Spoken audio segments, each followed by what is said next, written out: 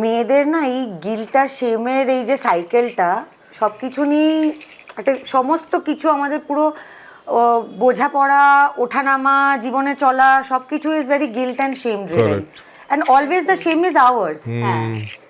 একটা একটা ছেলে ধরো আমাকে একটা খারাপ কথা বললো, আমার কি করে সেটা নিয়ে লজ্জা হওয়া উচিত?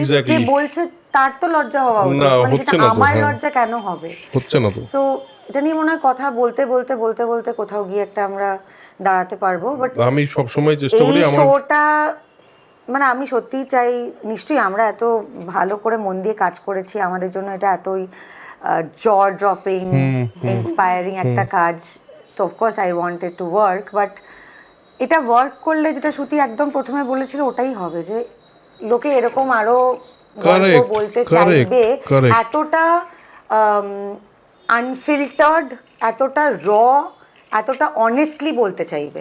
তুমি এই শোটাতে যদি আমরা যদি খুবই খুবই সভ্যদের মতন ব্যবহার করে খুবই এরকম ভাবে পা উঠিয়ে বসে যদি পুরো গল্পটা যদি সেরকম হতো, তাহলে আমরা যেখানে ছিলাম ওখানেই রয়ে যেতাম।